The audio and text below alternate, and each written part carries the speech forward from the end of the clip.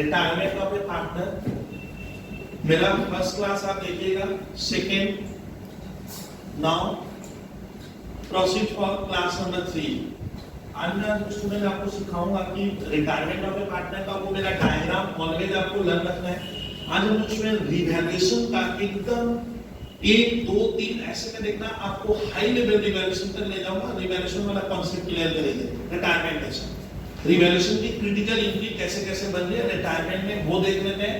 Sir reserve का distribution एक बार retirement में पूरा देख लेते हैं। ये दो काम आपको मैं थर्ड क्लास में कराऊंगा। तो आपको थोड़ा देखना है कि सर रिटायरमेंट में क्या हो रहा है, कि आपको ये डायग्राम ऑलवेज हमारे सारे स्टूडेंट आपको डायग्राम याद रखना है कि यहाँ एक बिजनेस होता है। बिजनेस मतलब ये सर पार्टनरशिप है, ये फर्म है और यहाँ हम बिजनेस कर रहे हैं और हमेशा हमारे पार्टनर 3 रहेंगे। मेरे एग्जाम्पल में जितने भी क्लास दिया हो सर, सब में हम 3 पार्टनर रखे हैं, 4 भी हो सकता था, 5 भी। There are 3 partners, A B और सी वर्ड यूज किए थे, तो देयर आर 3 पार्टनर्स है और इनका मैं आज प्रॉफिट शेयरिंग रेशियो 2:1 लेके कराऊंगा। इनका रेशियो है 2:1 और हमारे फर्म से ऑलवेज क्या लिए थे खुश जैन कि सी क्या होगा, बाहर जाएगा, सी बाहर जाएगा। तो एरो ऐसे बना के मैंने अपने फर्स्ट क्लास में शायद ये लिखा था, सी क्या कर रहे हैं, सी रिटायर्ड। रिटायर्ड मतलब सी हमारे फर्म से क्या है, जाना चाहता है एक्सपर्ट। तो सी अगर रिटायरमेंट लेगा तो टॉपिक्स हो गया रिटायरमेंट ऑफ ए पार्टनर। अब वो जब रिटायरमेंट लेगा उस समय स्टूडेंट इशू बनता है किस चीज का, कि फर्म में जितनी भी, अच्छा रिटायरमेंट जब लेगा तो रिटायरमेंट तो फर्स्ट ईयर में नहीं लिया होगा, तो बिजनेस तो इनका क्या हो गया, स्टार्ट हो गया होगा। तो बिजनेस हमारा डागा क्या होगा, 10 साल वाला कॉन्सेप्ट रखेंगे, हमेशा 10 ईयर रखना कि बिजनेस करते करते इनको डागा 10 साल हो गया। 5 6 8 एकदम रिवैल्यूएशन डिटेल में सर ले जाऊंगा, डिटेल जो एडमिशन में नहीं लिए थे।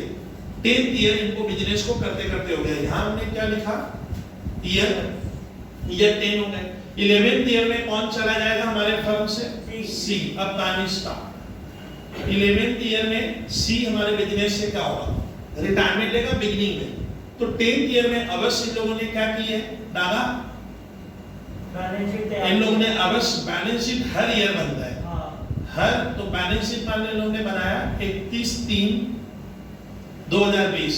ये कौन सा ईयर है, लास्ट ईयर 10th ईयर है। तो 10th ईयर में इनके यहाँ पे स्टूडेंट क्या रहेगा, इस साइड क्या रहेगी, एसेट्स रहेगी और स्टूडेंट इस साइड हमारा बैलेंस शीट है। ये बैलेंस शीट किसने बनाई, ए बी और सी की फर्म की बैलेंस शीट है। ये बैलेंस शीट का मान लो एक स्ट्रक्चर रहेगा। बैलेंस शीट में यदि क्या रहेगा, बहुत सी एसेट्स और लायबिलिटी ऑलरेडी 10th ईयर का यहाँ रहेगा, आप समझ गए सर। अब जितनी भी एसेट्स और लायबिलिटीज है, गल सुनना, उनका सी चाहता है, सी चाह रहा है कि सबका क्या किया जाए, रिवैल्यूएशन करूंगा। रिवैल्यूएशन मतलब उसको, ये जो वैल्यू यहाँ लिखे हुए हैं, लैंड, बिल्डिंग, प्लांट, मशीन वगैरह वगैरह, वो वैल्यू आज का वैल्यू नहीं है। एक्चुअली वो बहुत बार मार्केट वैल्यू नहीं होता है। कौन सा वैल्यू होता है, मतलब कि हमने जो लैंड बिल्डिंग खरीदी थी वो तो हम लोग फर्स्ट ईयर में खरीदे, मशीन मान ले फर्स्ट ईयर में खरीदे, तो खरीदते समय जो पैसा लगा उसे हम क्या कहते हैं, कॉस्ट कहेंगे। मैं बताया था वो कॉस्ट था। मान लो हम लोग उसमें, मैंने हमेशा एग्जांपल लैंड का रखा है जिससे बच्चे तुरंत क्लियर कर लेते हैं। लैंड हम लोग डागा क्या किए थे, 10 लाख में परचेज किए थे और हमारे बैलेंस शीट में क्या हुआ विद्यार्थी, हम लोग अपने बैलेंस शीट में भी क्या करेंगे, लैंड को फर्स्ट ईयर में भी मैं लैंड यहाँ पे लिखूंगा 10 लाख और 10 साल बाद after 10 year the position of land in our balance sheet is still कितना, 10 लाख है, आज भी 10 लाख है। तो सी कहता है कि भैया 10 लाख क्यों लिखे, अभी भी हमने 10 साल पहले खरीदा, ये 10 साल क्या है डाला बाद है, तो अभी पोजीशन बदलेगी, लेकिन लैंड बदल क्यों नहीं रहा है, क्योंकि हमारे देश में स्टूडेंट सिद्धांत होते हैं, कंसेप्ट। कंसेप्ट मतलब सर कुछ प्रिंसिपल्स है, रूल्स है जिसको आपको मानकर अकाउंट बनाना है। रूल्स कहता है कि इंडिया में जब भी अकाउंट बनेगा, सुनिए, कॉस्ट कॉन्सेप्ट पे बनेगा। किस पे, देखिए कंफ्यूज बहुत होते हैं आप लोग, अरे ये काम की चीज बोला हूं, ये थ्योरी में आता है लिखने, कॉस्ट कॉन्सेप्ट को फॉलो करना है। कॉस्ट कॉन्सेप्ट में जितने में आपने एक्वायर्ड किया, जितने में खरीदा, वही वैल्यू क्या होगा, बैलेंस शीट में रिकॉर्ड होता है। तो हमारे देश का अकाउंट्स को पहले ये क्लास 11 में होता है, what is concept and what are the different types of concept. Concept माने बनाने का सिद्धांत। तो हमारे देश में पहले ही तय हो गया, आईसीआई ने तय किया कि अकाउंट्स क्या होगा, कॉस्ट कॉन्सेप्ट पे बनेगा। कॉस्ट माने जितने में तुम खरीदे हो उसको लिखो, अभी के वैल्यू में मत उलझो। तो अभी के वैल्यू में इसलिए मैं उलझ नहीं सकता, जो है सो है। तो छाप कह रहे सर मशीनरी खरीदे, छाप कह रहे क्या सर मशीन खरीदा मान लीजिए 5 लाख में, हाँ, लेकिन मशीन हमें मालूम है एक डिप्रिशिएबल एसेट्स है। इस पे हम क्या करते हैं, हर ईयर डाटा डिप्रिसिएशन दिखाते हैं, लेकिन डिप्रिसिएशन कहीं भी मार्केट वैल्यू नहीं होता है, डिप्रिसिएशन एस्टिमेटेड अमाउंट है। मुझे लग रहा है डिप्रिसिएशन हुआ, वास्तव में उतना हुआ या नहीं हुआ उसकी कोई गारंटी नहीं है। तो चलिए डिप्रिसिएशन तक लेस करके जो वैल्यू आएगा वो मैंने दिखाया।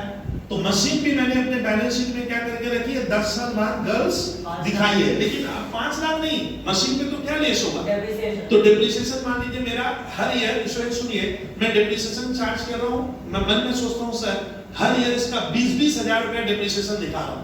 डागा कितना 20,000 मशीन का, तो 20,000 into 10 कितना 2 लाख। मशीन कितने में खरीदे थे 5 लाख का, डिप्रिसिएशन कितना हो गया 2 लाख। तो वैल्यू कितना है आज 3 लाख, लेकिन 3 लाख क्या मार्केट वैल्यू है ना, एक बता ये मार्केट वैल्यू नहीं हुआ। डिप्रिसिएशन एक ऐसा प्रोसेस है फेयर वैल्यू का, इसको तो क्या कहते हैं दादा, ये बहुत हद तक फेयर वैल्यू है, फेयर टाइप का हो रहा है, मतलब मेरे को लग रहा है ये उचित वैल्यू है, आज का दाम वैल्यू इतना होगा, बट वास्तव में नहीं होता है। डिप्रिसिएशन हम एस्टिमेट करते हैं, वास्तव में उतना डिप्रिसिएशन हुआ है नहीं हुआ इसकी क्या नहीं है, गारंटी नहीं होती है। और हो सकता है कि इस मशीन को अभी हम मार्केट में बेचेंगे, एबीसी को बोला देख भैया 3 लाख भले दिखाए बट बेचेंगे, तो हमें हो सकता है एमबी मतलब मार्केट वैल्यू इसका केवल 2 लाख ही मिलेगा। तब बोलिए एबी को क्या लग रहा है, हम लॉस में हैं, तो हम तो लॉस वाले फर्म में है, लॉस कितने का दिखा रहा है, 3 का आइटम कितना देगा 2 लाख। तो डाटा बोलने दे, डाटा अपने लॉस में है, तो अपने में किसको बोला एबीसी, एबीसी को तो हम तो लॉस में है, लेकिन एबी को लग रहा है सी तो भाग रहा है, सी तो चला जाएगा, तो लॉस तो रह जाएगा। लॉस तो उसके रहते ही माना नहीं रहते हुआ, लॉस तो उसके सी के रहते ही लॉस, तो हम सी को बोले दे दिया 3 का सामान भले हो as per accounting cost concept, और उससे डिप्रिसिएशन घटा के 3 का है, बट तुम तो भाग रहे हैं, लेकिन संपत्ति आज का कितना है 2 लाख। तो अभी हम कितने लॉस में हैं, गर्ल्स हम लोग कितने लॉस में हैं, मशीन में हम लोग 1 लाख का लॉस दिखा रहे हैं। तो ये लॉस तो डागा सी के रहते हुए ना नहीं रहते हुए, तो सी को इस लॉस में हिस्सा नहीं देंगे, तो भाग जा रहा है, चला जा रहा है, तो लॉस तो हमारे गले आएगा।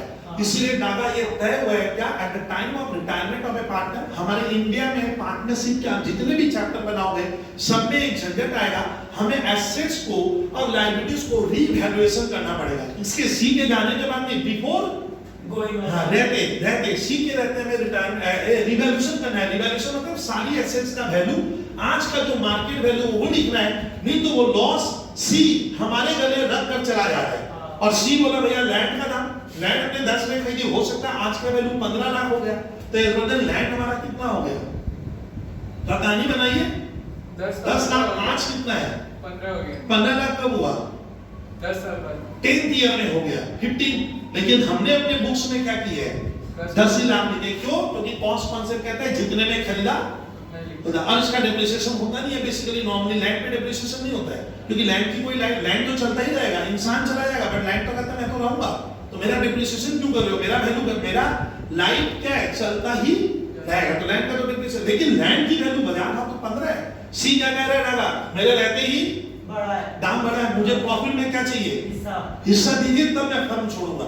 इसीलिए डाटा क्या हो गया, एक आइटम होता है जो आपको पार्टनरशिप में मैं एडमिशन में पढ़ाया हूं, एडमिशन में भी ये लेक्चर था मेरा, सेम लेक्चर है, तो याद रखिएगा सर रिटायरमेंट हो, गर्ल्स रिटायरमेंट चैप्टर पढ़े, एडमिशन पढ़े, डेथ पढ़े, one item is common, the common item is revaluation of all assets and liabilities. हमें सारी एसेट्स और लायबिलिटीज को सी के जाने के पहले रीवैल्यूएशन करना पड़ेगा, और सबका वैल्यू बदलेगा, वैल्यू बदलते बैलेंस शीट आगा डिसमिस होगा, मतलब बराबर नहीं होगा, इधर जाएगा तो इधर कम, इधर जाएगा तो इधर कम, तो वो जो कम बेसी हो रहा है ना, वो एक्चुअली होता है प्रॉफिट या लॉस ऑन डिवैल्यूएशन, और वो प्रॉफिट लॉस हमें किसको दे देने का, तीनों मिलकर देंगे। वो प्रॉफिट हुआ, मान ले लैंड का दाम बढ़ा तो प्रॉफिट हुआ, लेकिन वो प्रॉफिट तीनों के रहते हुआ, हम तीनों थे पार्टनर भैया, तो तुम प्रॉफिट अकेला मतलब तीनों में बढ़ जाएगा, तो वो पैसा तीनों की कैपिटल में हम डालते हैं, या लॉस होगा तो तीनों मिलकर सहेगा। और अगर ये काम नहीं करेंगे और लॉस हुआ, मान ले सी चला गया, मैंने रिवैल्यूएशन ही नहीं किया, मेरा लॉस था,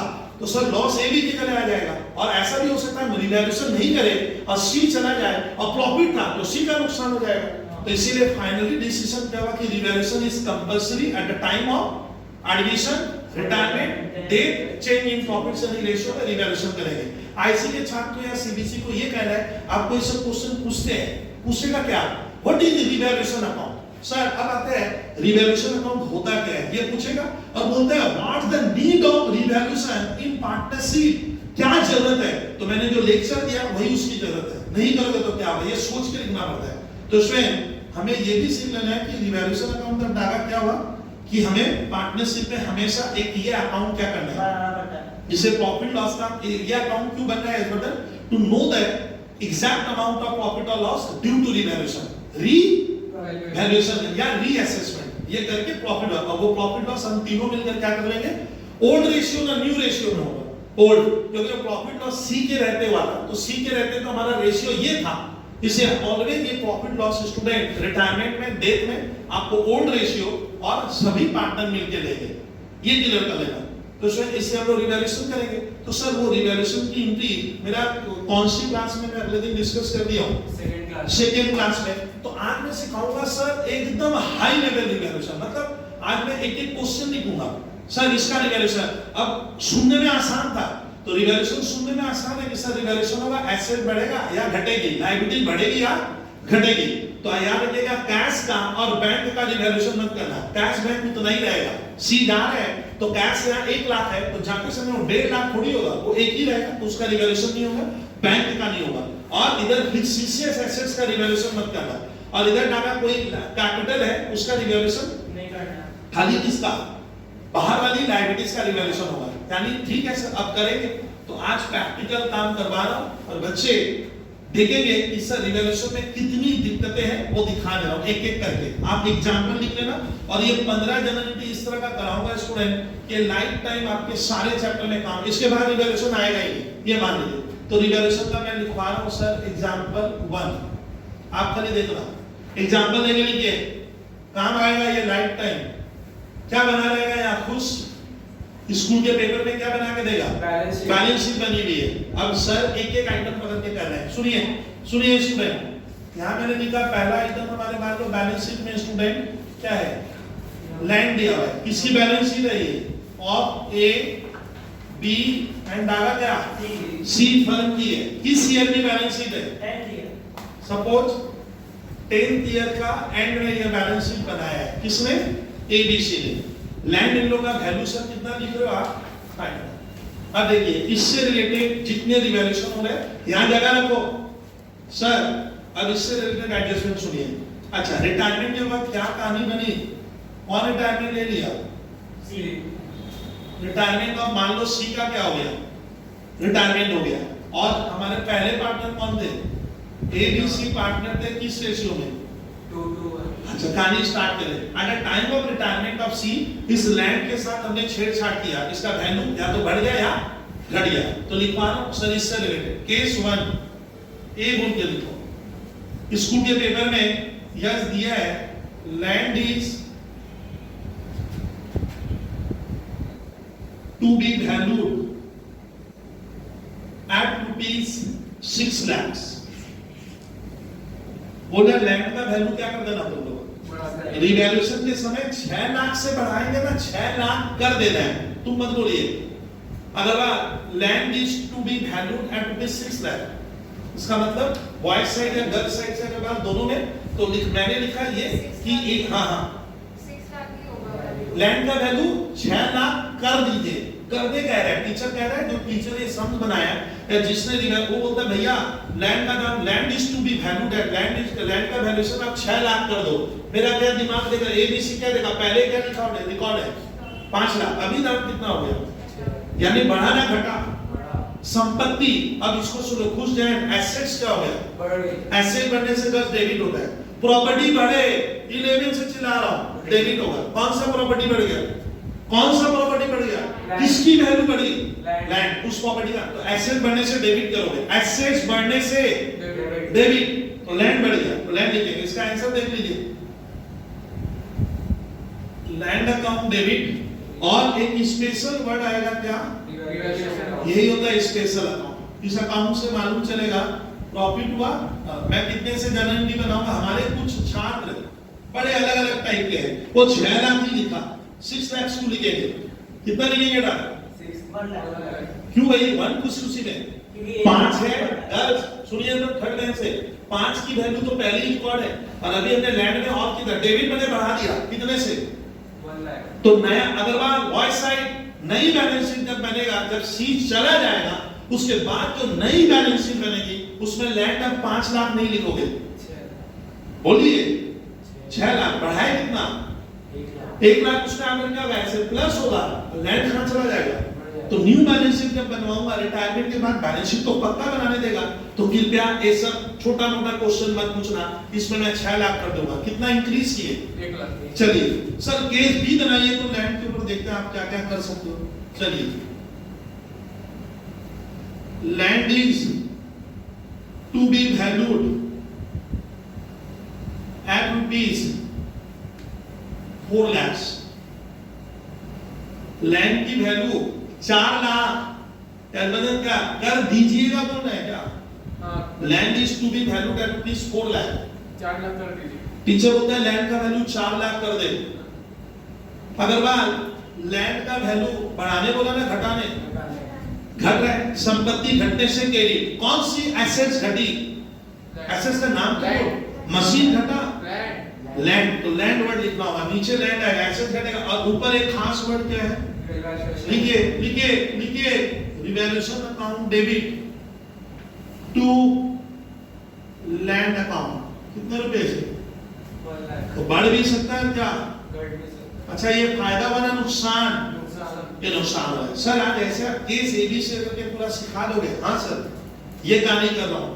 नाउ केस नंबर कितने में गए? सी। अब देखिए एक सर इसी को देखो ना कितने तरह से कराऊंगा। Land is to be appreciated by 10%. Land is to be appreciated by 10%. कुछ इसको हिंदी में समझा दीजिए मुझे सर, इसका मीनिंग क्या होता है? लैंड का वैल्यू 10% से बढ़ाएंगे। बढ़ाने कह रहे हैं ना, घटाने? बढ़ाने। अप्रिशिएट माने बढ़ जाना, बाई माने होता है द्वारा। तो टीचर कह रहे हैं लैंड का वैल्यू हमारा विद्यार्थी 10% से बढ़ा देगा। कितने से? 10% ऑफ व्हाट? 5 लाख। 5 लाख का 10% बढ़ाने का है। अप्रिशिएटेड बाई, बाई माने होता है आपको 10% से बढ़ना, से बढ़ाने का है। तो 10% किसका करोगे? 5 लाख। 5 लाख का 10% 50%। ओ संपत्ति क्या हो रही है? खुश बढ़ रही है। बढ़ रही है। छापिए land debit to revaluation. Sir कितने से बढ़ाएं? 50,000। 5 lakhs, उसका 10% मीन्स 50,000। लिख लीजिए, केस सी हो गया अपना।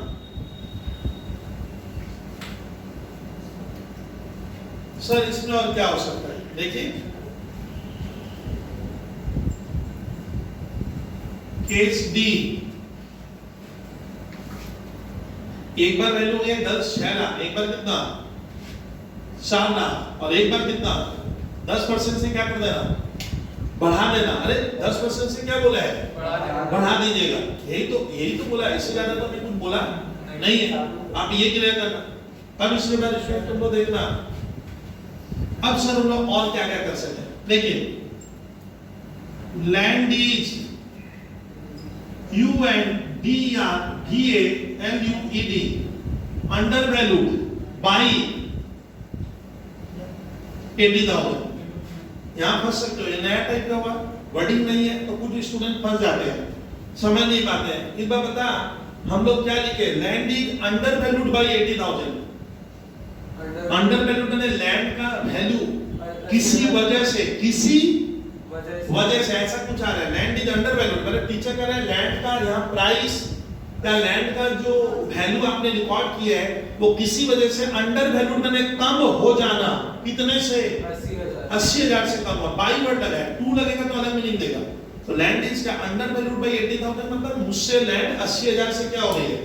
उसका वैल्यू अभी का जो वैल्यू है ना 80,000 से क्या है, हमारा वैल्यू 80,000 से कम है, अंडर वैल्यूड बाय 80,000, तो मुझे लैंड को 80,000 से क्या करना होगा, ये 80 से इंक्रीज करना पड़ेगा। अंडर वैल्यूड है, कम हो गया 80,000 से, अब बढ़ाओ लैंड अकाउंट डेबिट टू क्या, रिवैल्यूएशन अकाउंट टू रिवैल्यू, कितना लिखेंगे हम 80,000 80,000, कितना कीजिए आप पहले,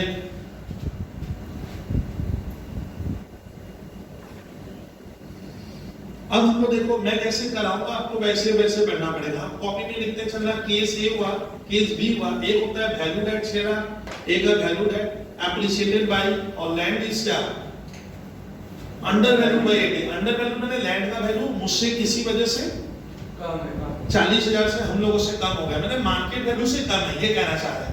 तो हमें लैंड को यहाँ घटाना नहीं है, बढ़ाना, हाँ बढ़ाना होगा। अब नए बैलेंस शीट में 5 लाख नहीं लिखोगे, 5 लाख 80 लिखेंगे। 80,000। तो अब ये केस को मैं इरेज करूंगा, और अब मैं उम्मीद कर रहा हूँ आप कॉपी में लिख लिए। अब मैं जो मजेदार केस होगा जहाँ पे अब मैं ये लैंड लिया, तो लैंड पे नॉर्मली हमें मालूम है सर डेप्रिसिएशन होता नहीं है, आप कॉपी में इरेज करना। अब मैं एक आइटम लेता हूँ सर, मान लीजिए बैलेंस शीट में इनका बहुत ध्यान से, ये बहुत ध्यान से देख रहा होगा, प्लांट एंड मशीनरी भी दिया हुआ था सर। मान लो इसकी वैल्यू दी हुई है स्टूडेंट, मैं करा दे रहा हूं, आप अपना एकदम मत सोचोगे सर इसका वैल्यू दिया हुआ है स्कूल के पेपर में, स्कूल के पेपर में सर हम लोग लेते हैं 2,20,000, ये स्कूल के पेपर में दिया हुआ था। अब हम लोग का केस कहां तक पढ़ाए थे, ए बी सी डी हुआ था, तो अब क्या लिख रहा हूं, केस ई। अब देखिए इसके ऊपर लिखते हैं, अच्छा प्लांट एंड मशीनरी तो हमें मालूम है फिक्स एसेट्स है, इस पे डेप्रिसिएशन होता है। अब देखिए रिटायरमेंट में क्या दिया हुआ है, लिखो प्लांट पीएम मतलब plant and machinery is to be, ये वर्ड मैं उसमें यूज नहीं किया था, is to be depreciated by 20%। अगर इसको जरा हिंदी में अपनी भाषा में बना ले तो अकॉर्डिंग टू योर लैंग्वेज कैसे, क्या मीनिंग दे रहा है, मैंने लिखा है प्लांट एंड मशीनरी का आप विद्यार्थी क्या कर देना, डेप्रिशिएट करना है कितना 20%। मैंने सर प्लांट की वैल्यू क्या दी, गिर रही है। अब देखिए यहाँ एक तो गलती होगी, एक बच्चे को क्लास 11 याद आ गया, बोला सर मुझे डेप्रिसिएशन का जनरलिटी 100% समझ में आया था और मुझे लर्न भी है। देखिए वो क्या लिख रहा है, डागा देगा नई चीज जो मिलती नहीं है, डेप्रिसिएशन टू, सर कहां पढ़ लिया, डेप्रिसिएशन में। डेप्रिसिएशन एक तरह का एक्सपेंस है, एक्सपेंस डेबिट होता है, और मेरा प्लांट ना, इसमें कौन सा वर्ड नहीं आएगा, हाँ डेप्रिसिएशन नहीं आएगा। अगर प्लांट का वैल्यू गिर गया है तो आप डेप्रिसिएशन वर्ड यूज करके मत करना। सर कितना गिरावट हुआ, 20%। तो सर इस एसेट्स की वैल्यू बढ़ी, संपत्ति बढ़ी ना घटी, घटने से क्रेडिट करेंगे, लेकिन डेप्रिसिएशन नहीं लिख के वो नुकसान हुआ ना, नुकसान, तो वर्ड आएगा ऊपर रीवैल्यूएशन। यानी कसी से बात समझे आप कि आपको डेप्रिसिएशन लिखने की क्या नहीं है जरूरत नहीं। हाँ ये देखो, ये मैं जानबूझकर थोड़ा एक्स्ट्रा लिया, 2 मिनट जाने लगे। Revaluation account debit to plant and machine account. अब एक छात्र कहते हैं सर 220 का क्या करवा हो गया, 20%, 44,000, ये लिख लो। कहां तक बढ़े, केस ई। सर इसके बाद क्या करवाने वाले, अभी होते जाएगा, केस है plant and machinery is undervalued bye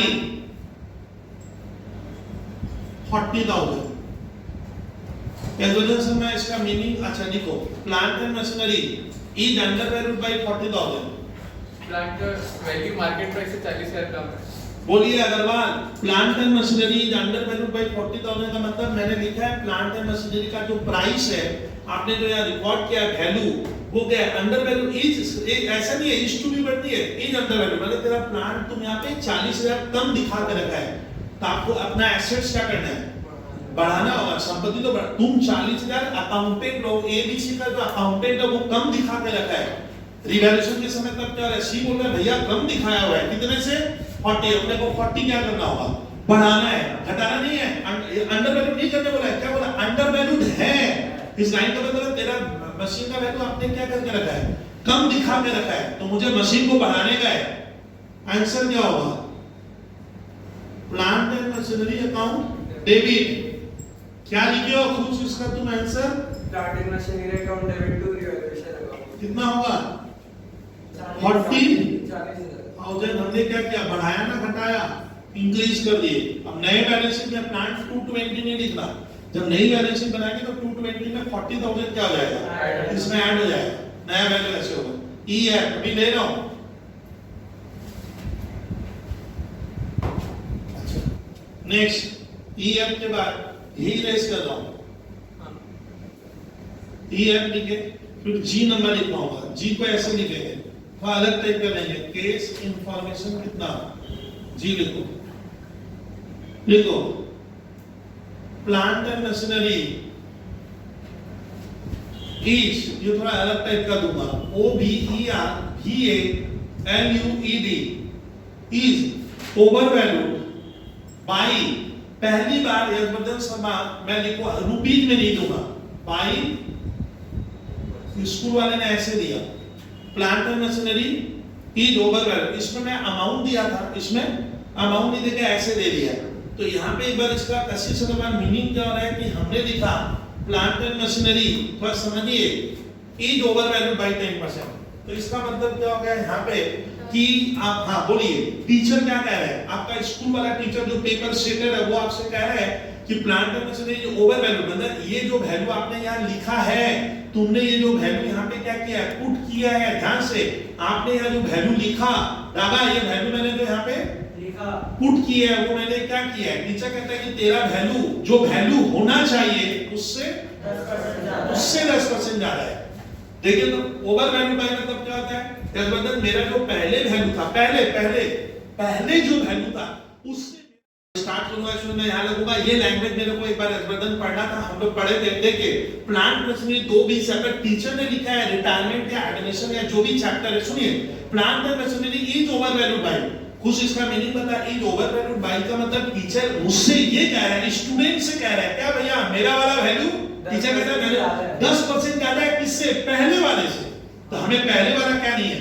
पता ही नहीं है। सर आज वाला वैल्यू क्या है? ये आज क्या है? आज की वैल्यू, इसको मैं ऐसे पढ़ाऊंगा, आज की वैल्यू 2:20 है। अभी सर पहले क्या था? बिफोर वाला वैल्यू पता नहीं है, लेकिन ये मालूम है कि पहले जो वैल्यू था उससे ज्यादा ये वाला वैल्यू उससे ज्यादा है।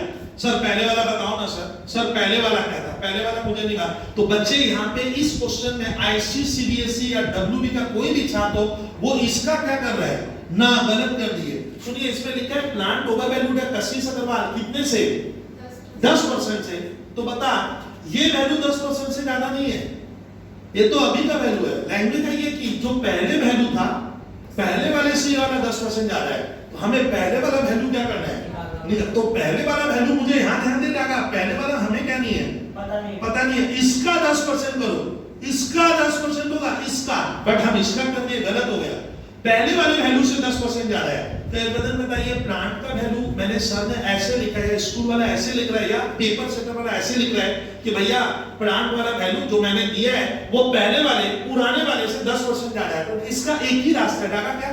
कि आप x में मत जाना, लेट का अमाउंट भी x नहीं, हम मानेंगे पहले वाला 100 रुपया था, ₹100 का था। ये लेट दादा ये सिखा रहा हूं कि मानो पहले 100 था, मानो पहले 100 था, तो वो 100 अभी क्या है? 110 है। कैसे? इतना कोई भी छात्र कर लेगा कि अभी का दाम 10% ज्यादा है। अब बताइए जो चीज दादा तक, जो चीज पहले 100 की थी अभी 110 की है, ये फंडा सब जगह लगाएंगे पूरे पार्टनरशिप पे। अदर कोई क्या क्या अदर आपको मत, ये मेरा वाला एक ही है, हमेशा 100 लाओ। अब देखो बढ़ा ना, तो 100 में 10% 110 है। अब इस 2 लाख डागा क्या करने को? 20 लिखोगे, इसके नीचे इसको लाने का 110 लाने का, यहाँ पे 100 कर देने का। यहाँ पे 100 मतलब तुम अपने टीचर को क्या कह रहे हैं? मैं इस तरफ जाने की, यहां से मैं इधर आ रहा हूं, यहां से इधर जाने की कोशिश कर रहे हैं। तो डागा बताइए 110 ही क्यों पसंद आया सर? क्योंकि मैं मानूंगा जो पहले 100 था वो क्या है? अब 110 है। तो ये माना जाएगा ये 110 के बराबर है। बाई 110 और पहले क्या था इंटू 100 करेंगे तो मैं पहले वाले में आ जाऊंगा, तो पहले वाला मेरा क्या आएगा 2 लाख आएगा। अब एक बार थोड़ा सा डाउट लग रहा है तो सुन, पहले हमारा 2 लाख था, अब 2 लाख का 10% मैंने क्या कर दिया था, बढ़ा दिया था, तो 2 लाख का 10% 20,000, तो अभी का 2 20 था, तो वो चीज पहले क्या थी 2 लाख। ये टेक्निक से निकालना हमेशा मन में क्या इतना वहां थोड़ी तो आप फटाफट करोगे, मन में सोचूंगा पहले 100 था, वो चीज अभी 110 है, इसको लिखो, उसके नीचे ये प्रिंट कर और इंटू 100 कर, इंटू 100 करेंगे तो दादा हम कहां चले जाएंगे 100 पे, पुराने वाले पे ना अभी वाले पे। पुराने वाले अच्छा बोलिए पुराना वाला ज्यादा था ना कम था? कम था, कम था, क्योंकि अभी वाला ज्यादा, तो देखिए कम ऊपर कम नीचे ज्यादा होना चाहिए, तब आप कम पे चले गए। इसमें मतलब पहले वाला वैल्यू क्या था 2 लाख। 2 लाख। अब बताइए plant T over valued bye 10% का वैल्यू कितना आएगा 2 लाख। 2 लाख का 10% होगा, यानी मेरा प्लांट 10% से ओवर वैल्यू। 20,000 इससे 10% ज्यादा था, तो मुझे इसका नहीं करना होगा इसका, तो आप इसमें से इसको क्या कर देना लेस करोगे, तो मालूम चलेगा कि पहले क्या था मेरा कम था कितने से, ध्यान से देख लीजिए, मैंने पहले ओवर वैल्यू मतलब अभी ज्यादा है, पहले क्या था कम था, तो मुझे अभी क्या करना, अभी तो कम करना पड़ेगा, तो इसका आंसर क्या लिखो री नागा बोलिए revaluation account debit to plant and machinery account. चलो कितना विद्यार्थी 20,000 20,000, ये कैसे लाइन आगा एक बार देखिए, थोड़ा ज्यादा ध्यान से देखिए, बोलिए ये इस टेक्निक से बनाएंगे, कसी से अगर मैं बताना इस लाइन का मीनिंग हुआ अलग मत निकालना, ओवर वैल्यूड बाय का मतलब हमारे चार्ट जल्दीबाजी में है, इसका 10% नहीं करना, बोलता है अभी का दाम पहले वाले से 10% कम है, तो ये अभी वाला 220, पहले क्या था मुझे पता नहीं है, क्या मानो 100, तो अभी वो चीज कितनी हो गई है 110, तो ये 110 के बराबर, डाटा कौन 2,20,000 किसके बराबर है 110% के बराबर, इंटू 100 करो, कहां चले गए पहले वाले में, वही तो पहले वाला फिगर ये था, अब 2 लाख का इसको क्रॉस कर लेना, 2 लाख का 10%, तो ये 20,000 से बनेगी, यहाँ एक गलती हो जाती है प्लांट में, इस तरह से भी इंफॉर्मेशन देगा कभी कभी। अच्छा इसी को दे सकता था plant is undervalued bye 10%, यानी पहले वैल्यू 100 था, तो अभी मैंने उसको 90 कर दिया है, तो 220 बाई 90 इंटू 100 करना हो, चीज क्लियर करेगा, तो डागा इस तरह प्लांट की ओवर वैल्यू था, तो हमने क्या कर दिया कितने से, हाँ ये इस तरह का एक आइटम, ये कहां तक बढ़े हम लोग, इंफॉर्मेशन कहां तक गई, कितना लिखा है A B C D E है जी तक है। सर तीसरा एक ले लेता हूं, जी के बाद मैं रिवैल्यूएशन सिखाने की कोशिश कर रहा हूं, इन्वेस्टमेंट मान लो सर हमारे बुक्स में 1 लाख का था, सर इसका कितना नंबर आ रहा है, केस बताओ तो, H नंबर केस लिखो, केस H, देखो investment is to be valued at ₹80,000, ये स्कूल के पेपर में मेरे को रिवैल्यूएशन आइटम पढ़ाना और सवाल के नीचे ऐसे देंगे, बोलिए investment is to be valued at, मेरे टीचर कह रहे हैं इन्वेस्टमेंट का दाम या प्राइस आप लोग क्या कर दो 80 कर देने को कह रहा है, वैल्यूड को कर दो, बोलता 80 कर, तो पहले क्या लिखे थे हम 1 लाख, तो इन्वेस्टमेंट मेरा एसेट्स है, बढ़ा ना घटा, डागा बढ़ा ना घटा, घट गया, इन्वेस्टमेंट घटेगा क्रेडिट में डाल टू इन्वेस्टमेंट अकाउंट, कितना घटा, और ऊपर वाला वर्ड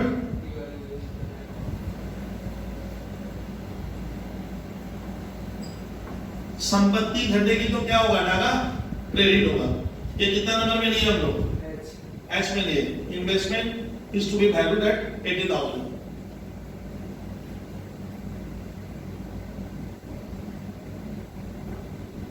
लिखवाऊंगा भी एच के बाद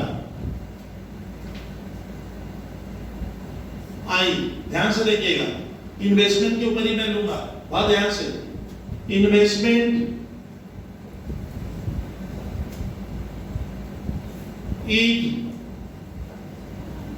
टेकन ओवर मैंने ले लेगा by partner C at rupees 1,30,000, ये भी नहीं 1,30,000, इसका मीनिंग सर आप बताओगे तो यंग ब्रदर पार्टनर सी हमारे बिजनेस से आ रहा है ना चला जा रहा है, तो ये जा रहा है, यही तो मैं बोला।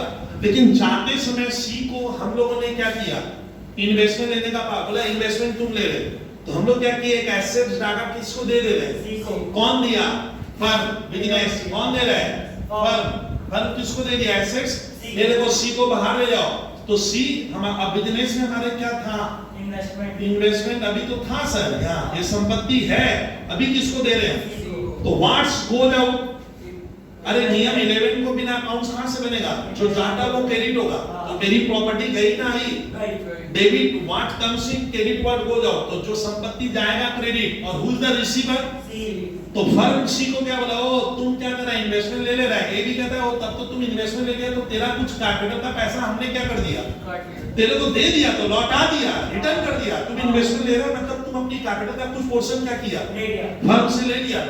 इसने लिखा रहता है कि सर इन्वेस्टमेंट अगर सी ले लेता है तो पहले बुद्धि लगाओ कि सी इज द रिसीवर, और 11 में पढ़े थे डेबिट द रिसीवर, पाने वाला डेबिट होगा, हु इज द पाने वाला, सी, और गया क्या, इन्वेस्टमेंट, कभी भी कैश नहीं जा रहा है, बैंक नहीं जा रहा है, स्टॉक नहीं जा रहा है, डेटा क्या गया, व्हाट्स गोज आउट, लेकिन विचित्र लग रहा है सर कितने में दिए, 30, बस यहाँ फंस जाता है। इसका ये नियम कह रहा है कि इस प्रॉपर्टी की वैल्यू को आपने छेड़छाड़ किया था, यानी इसका रिवैल्यूएशन हुआ, एक का सामान कहां गया, एक 30 पे दोगे तो इसने पहले आपको 30,000 क्या करना होगा, बढ़ाना पड़ेगा, पहले बढ़ाएंगे फिर उसको देंगे। बच्चे क्या किए, कोई भी स्कूल का या कहीं भी ये सब गलतियां जबरदस्त करेगा, वो पहले ही दे दिया ना, कोई ऐसे से जो मैं पार्टनर को दे रहा हूं, अगर आप सोचो कि पहले उसका वैल्यू बढ़ाना घटा बढ़ गया सर, तो इसका 2 एंट्री बनेगा, देखो केस आई में हम लोग 2 एंट्री लिखते हैं। फर्स्ट एंट्री इन्वेस्टमेंट, सॉरी हाँ इन्वेस्टमेंट का प्राइस क्या करना है, बढ़ा दो, क्या लिखोगे, इन्वेस्टमेंट अकाउंट डेबिट टू, फायदा हुआ ना नुकसान, फायदा हुआ ना, वैल्यू तो बढ़ गई, तो इन्वेस्टमेंट एसेट से बढ़ने से डेबिट कितना रुपया वैल्यू बढ़ाओगे, 30,000 से ही डाला, वैल्यू क्यों बढ़ाए हम रिटायरमेंट के समय, क्योंकि अभी इसका नया दाम कितना है, 31 में पार्टनर लेगा, तो पहले आपको वैल्यू बढ़ानी पड़ेगी।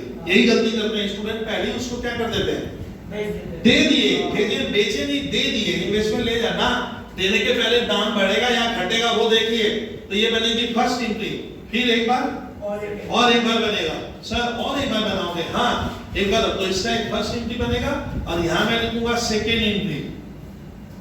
अब किसको दे रहे हैं, कौन दे रहा है, अकाउंटेंट दे रहा है, who is the receiver, debit the receiver, 11 को याद करा रहा हूं थोड़ा, डेबिट द रिसीवर, पाने वाला डेबिट होगा, हाथ से जो जा रहा है, जो संपत्ति आई तो डेबिट गई, तो कौन सी संपत्ति गई, इन्वेस्टमेंट गोज आउट, वो क्रेडिट होगा, और हु इज द रिसीवर, तो एक एंट्री और बनेगी, क्या बनाना, C's capital account debit to क्या दिए, इन्वेस्टमेंट नीचे आएगा, लिखो C's capital account debit to investment. Sir आप याद कैसे रखें, क्योंकि इन्वेस्टमेंट क्या हो रहा है, क्या हो रहा है, आ रहा है जा रहा है, संपत्ति जाएगा, एसेट जाएगा तो क्रेडिट होगा, तो वो जाओ कितने का गया, 1,30,000, सही बोले हो विद्यार्थी, और who is the taker, receiver, सी।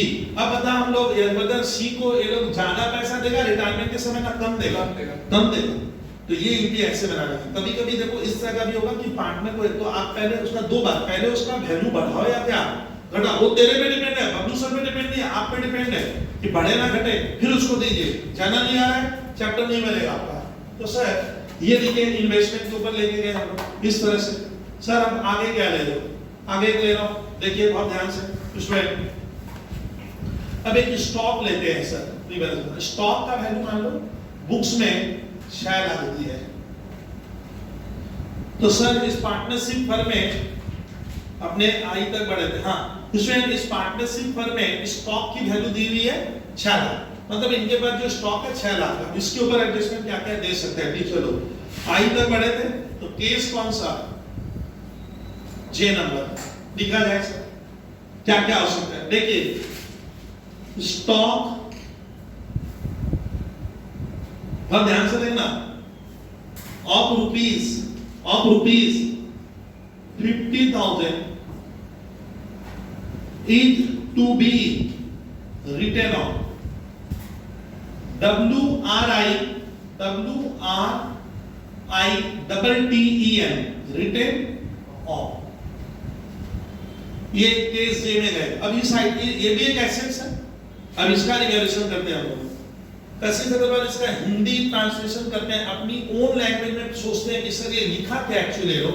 तो आपको टीचर ने लिखा है कि स्टॉक 50,000 का तुम लोग राइट अप कर दे, मैंने सर चीजों को हटा देना, वो काम का नहीं है। डागा कभी कभी घर में हम लोग कोई सामान खरीदते हैं, फोन खरीदे देखे खराब हो गया, पड़ा हुआ है, क्या किए?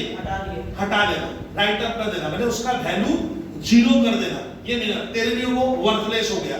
तो कहते हैं कि स्टॉक 50,000 का राइट अप कर दो। राइट अप मतलब वो मैंने क्या उसको बेचने पे आपको बोलिए बोलिए सेल करने पे उस स्टॉक को 0 मिलेगा, लेकिन पूरे को नहीं, कितने को? तो बताइए स्टॉक मेरा बढ़ रहा है ना, स्टॉक नाम की संपत्ति घट रही है, कितने से? 50। तो स्टॉक एसेट्स है, बढ़ेगा तो डेबिट, घटेगा तो क्रेडिट। तो स्टॉक घटेगा तो क्रेडिट होगा, क्या होगा बोलिए तो सही। हाँ, टू स्टॉक में सर पहले ये समझिए स्टॉक घट रहा है, लॉस खाए तो पीएल में नहीं आएगा, क्या?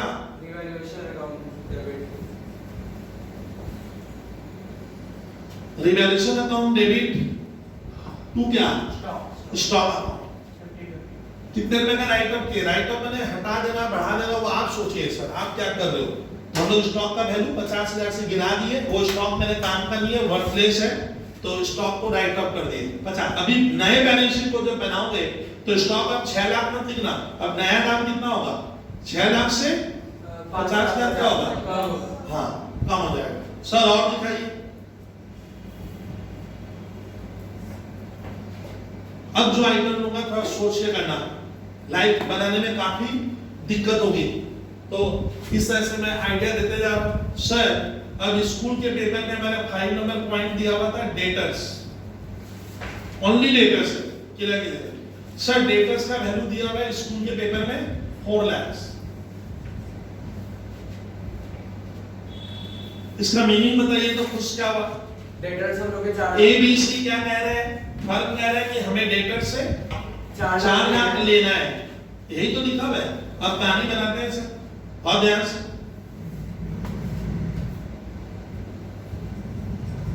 bad debt is to be written off. W क्या लिखा हूं? RITTEN। बोलिए इसका मीनिंग बताइए। Bad debt is to be written off ₹20,000। इसका मैंने आपको लिखा है कि बदल सुनिए कि हम डेटर से कितना पाते हैं? 4 लाख। लेकिन डेटर मुझे लग रहा है, क्या लगा? कि 20,000 नहीं देगा, तो बोलता है उसको आप हटाई दो, कहानी खत्म कर दो। माने bad debt is to be written off मतलब टीचर कहता है विद्यार्थी मान के चल, स्टूडेंट मान के चलिए कि हमारा डेटर, हमारा कस्टमर हमें 20,000 में क्या करेगा? नहीं देगा। और बोलता है उसको हटा दे, मतलब डिसीजन हो गया कि वो बैड डेट नहीं हो गया। टाका बता बैड डेट होने से हम 11 में जो एंट्री पढ़े थे मैं इस तरह से नहीं कराऊंगा। ये देखिए 11 में हम लोग पढ़े थे बैड डेट लॉस है, लॉस डेबिट होता है, और इससे कौन सा वैल्यू कम हो जाएगा? डेटर से हमारी संपत्ति क्या होगी? डेटर पाना कम हो गया तो एसेट घटेगा तो क्रेडिट होगा, लेकिन यहाँ ऐसे नहीं बनाएंगे, क्या हो जाएगा? हाँ, रिवैल्यूएशन घटाना, यानी मेरा डेटर सीधा टाका क्या हो गया? 20,000 से कम हो गया ना, बढ़ गया। अब मैं डेटर से किस मुंह से 4 लाख मांगूंगा? मैं तो मान ही लिया कि 20,000 बैड डेट हो गए, तो आपका बचा 3,80,000, तो डेटर कम हो रहा है, एसेट्स कम होने से क्रेडिट, तो क्या लिखेंगे? रिवैल्यूएशन अकाउंट डेबिट टू क्या होगा? डेटर। डेटर वर्ड होगा। अगर इसमें बैड डेट देखो मैंने कही भी, इसलिए तो यहाँ मेहनत की है, भूल जाइए आप सीधा, यानी कोई लॉस होता है, सुनिए तो यहाँ पे यस बदल कि बैड डेट लॉस है, तो इसमें डायरेक्ट क्या लिख देंगे? वो एक ही चीज है, लेकिन आप बैड डेट वर्ड को, मैं बैड डेट वर्ड नहीं लाऊंगा, हम लोग को डायरेक्ट बनाना है इस तरह से। कितने का बैड डेट हो गया? यानी मैंने यस बदल क्या मान लिया? मेरा कस्टमर अब 3,80,000 का रिटर्न। हाँ, अब 3,80,000 रुपया देगा, हमें अपने कस्टमर से 380 मिलेगा। 20,000 की हमने उम्मीद क्या कर दी है? छोड़ दी है, और मैंने मान भी लिया बैड डेट हो चुका है। तो डाटा अभी भी कितना बचा? अभी भी हम डेटा से कितना पाते हैं? 3,80,000 लेना है, ये 5 नंबर है। चलिए IJK नेक्स्ट। अब आपको जो देगा देखिए इस तरह से देगा, L नंबर मेंटेन, ये जबरदस्त देता है, मेंटेन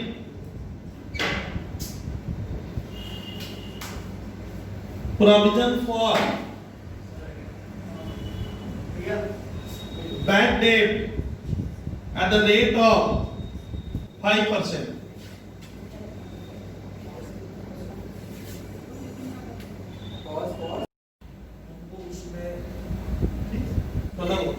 हमारा लिखा है maintain provision for bad date at the rate of 5%.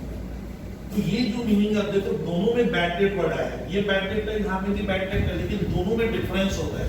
इसमें मैंने लिखा है student bad debt is to be written off. इसका मतलब है टीचर आपसे कह रहा है कि स्टूडेंट को ये मान लेना है कि मेरा डेटर्स 20,000 देने वाला ही नहीं है. तो ये डायरेक्ट डेटर्स में हिट कर रहा है, और इससे मेरा डेटर्स नाम का पैसा क्या हो गया, डेटर से जो लेना है तो वो बढ़ेगा नहीं, क्या हो गया, घटेगा.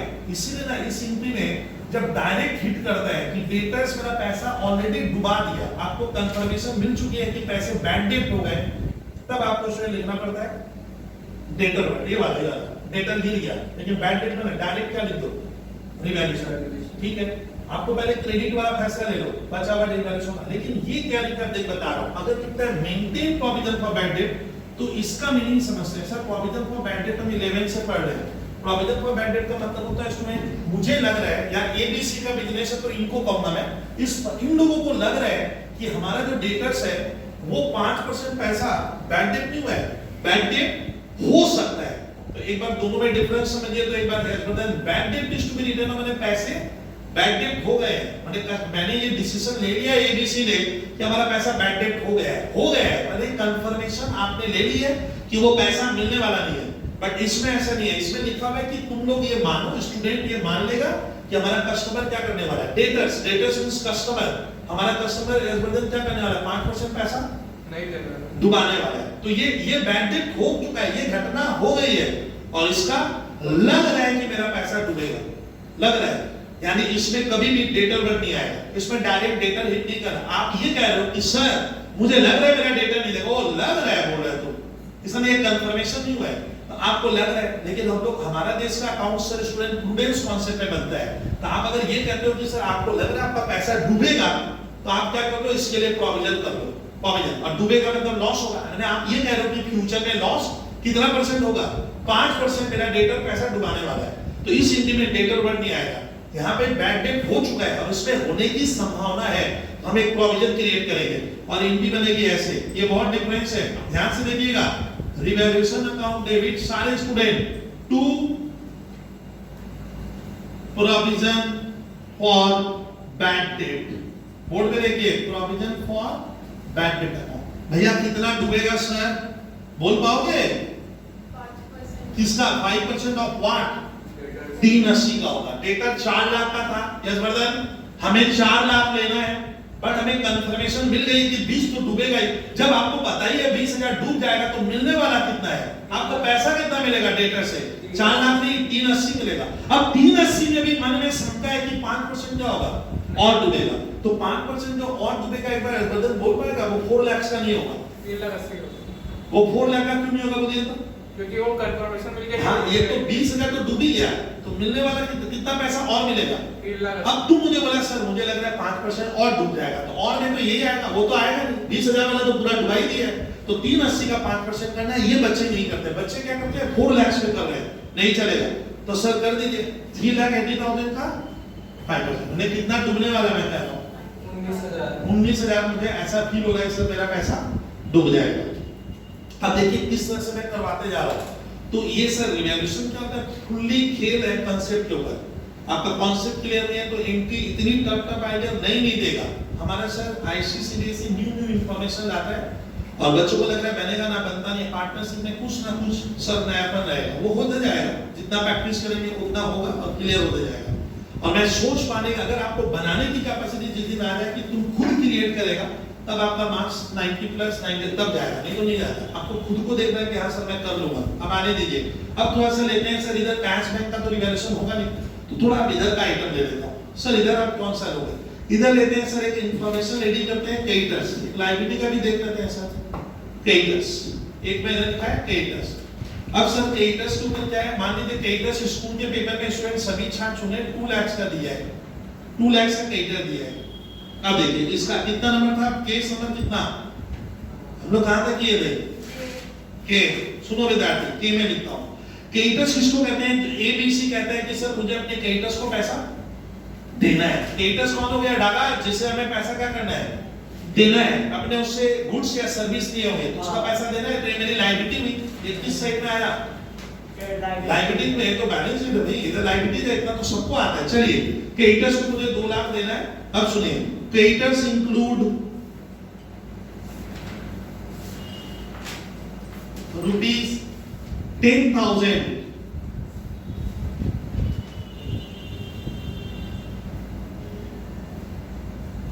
which is not likely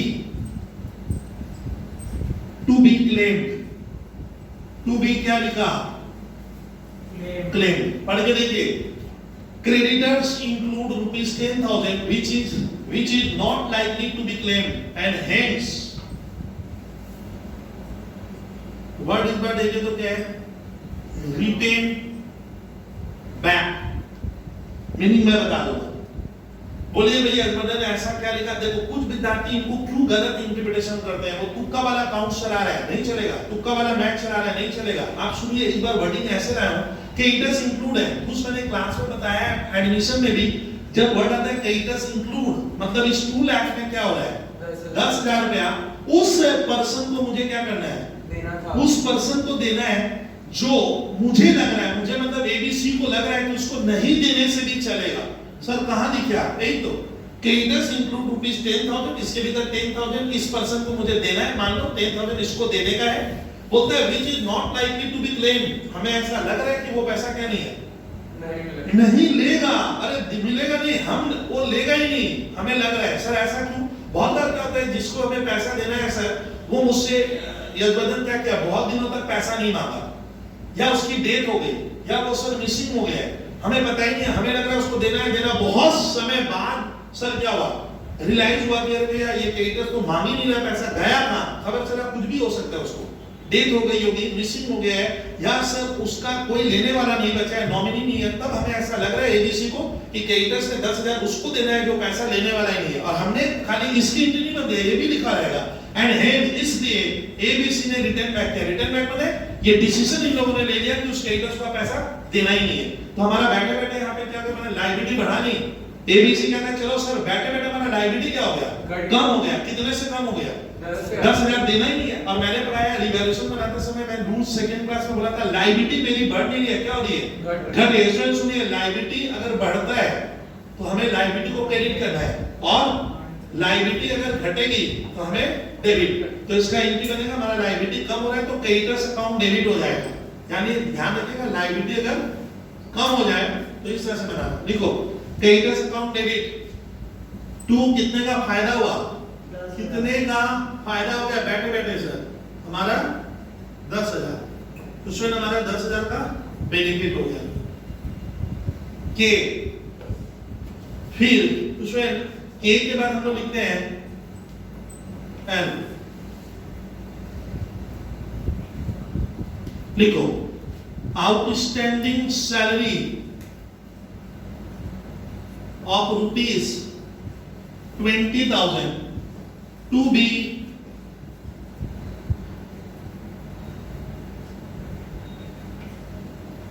recorded. इसके लिए यहां कुछ भी नहीं है, बस ऐसे स्कूल के पेपर में क्या लिखा हुआ है, ओएस मतलब outstanding salary of rupees 20,000 is to be recorded. जरा बताइए भैया इसका खुश क्या हो रहा है, एबीसी क्या कह रहा है कि हमें किसी स्टाफ को क्या करना है, सैलरी देना है। बोलता है उसको बुक्स में क्या कर लो, रिकॉर्ड कर लो। बंदा लोग तक लायबिलिटी क्या दी है, रिकॉर्ड नहीं किया था। इसको कहते हैं सर लायबिलिटी हमारी क्या हो रही है, बढ़ेगी बढ़ेगी। आप इंक्रीज डिक्रीज में अकाउंट बनाओ, हमारी लायबिलिटी बढ़ गई। कितना रुपए इन लोगों को देना है जो अभी तक हम लोग कॉपी किताब या अकाउंट्स की बुक्स में क्या नहीं किए, रिकॉर्ड है तो करना पड़ेगा। ये सी के जाने के पहले की घटना है, बंदे को पैसा देना था, मिस्टेक्स हम लोग रिकॉर्ड नहीं किया, हमारा लायबिलिटी बढ़ गया। तो लायबिलिटी बढ़ने से क्या होगा, यहाँ लेके आ रहा हो ऊपर गया बढ़े तो क्रेडिट करेंगे तो लायबिलिटी, और ये नुकसान हो रहा है हमें देना पड़ेगा, पहले हम रिकॉर्ड नहीं किए थे। तो थोड़ा ध्यान रखिएगा, इसका एंट्री ऐसे बनाओ, रिवैल्यूएशन अकाउंट डेबिट टू क्या, आउटस्टैंडिंग सैलरी। और बाद में जब अपने क्या करेंगे धागा बैलेंस शीट बनाएंगे कौन सा आप लोग लिखते भी चलो सुनते भी चलो जब मान लेगा इस फर्म का नया वाला बैलेंस शीट बनाऊंगा जब सी नहीं रहेगा तो बैलेंस शीट में यहाँ एक नया आइटम आएगा लायबिलिटी में कौन सा हाँ तो वो भूलना मत नए बैलेंस शीट में भी तो लेना है अभी मैं बैलेंस शीट इंपैक्ट नहीं पढ़ा रहा हूँ अभी मैं आइडिया दे रहा हूँ कि सर इनके आप लोग कैसे डेवलप करते हो नेक्स्ट स्टूडेंट एल तक पढ़ा हूं मैं नेक्स्ट लिखते हैं स्टूडेंट हम लोग स्टूडेंट बहुत ध्यान से देखना एल के बाद हम लोग एक एम नंबर लिखेंगे स्टूडेंट अब इसको लिखते हैं स्टूडेंट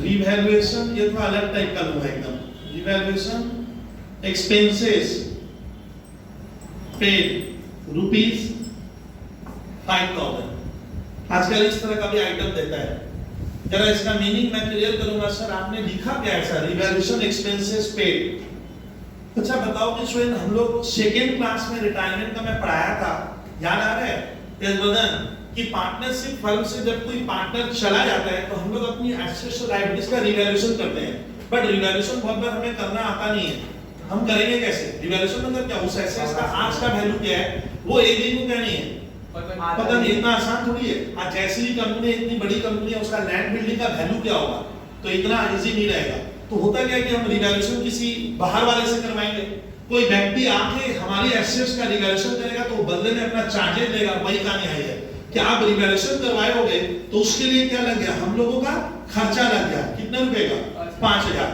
तो ये यहाँ पे ना थोड़ा सा झंझट है ये खर्च देखो वर्डिंग आता है एक होता है देना बाकी है लेकिन मैंने लिखा है पेड एक बार आईसी में ऐसे दिया था पेड वर्ड और एक होता है पेबल फर्क है तो डागा पेड लग गया मतलब दे दिया कि जो रिवैल्यूएशन करने आया जो हमारी एसेट्स लायबिलिटीज का अभी लेटेस्ट वैल्यू करेगा कोई बंदा आया होगा जिसका हमने सर्विस क्या किया लिया है वो बोला भाई साहब हमारा क्या है 5000 हमारा दीजिए मेहनत का पैसा है तो उसको जो 5000 रुपए हम लोग देंगे बहुत ध्यान से सोचिए तो वो दे दिए ना दे चुका हूं ना देना बाकी है तो मैंने लिखा पेड ओ सर हमारे फर्म से क्या गया सर्विस गई ना ये चला गया ना बिल्डिंग गई ना क्या गया कैश गोज आउट होता है तो इसमें पहली बार क्या होगा आपको नीचे क्या लिखना होगा कैश और अगर बैंक से दोगे तो बैंक बढ़ाएगा और ये आपका फायदा ना नुकसान हमेशा रिवैल्यूएशन में जाएगा एकदम ध्यान से देखिए क्या लिखेंगे revaluation account debit revaluation account debit to क्या लिख देंगे कैश का बैंक इस तरह से बनेगा बहुत ध्यान से अपने कितने इंफॉर्मेशन दिए एम और एन एन मतलब होता है 13 तो अपने 13 तक पहुंचे थे ठीक है देखो यहाँ तक कर लिए तो इसको एक बार ऑफ करो तो इसमें हम लोग का क्लास नंबर कितना लिया रिवैल्यूएशन में 3 वो थोड़ा सा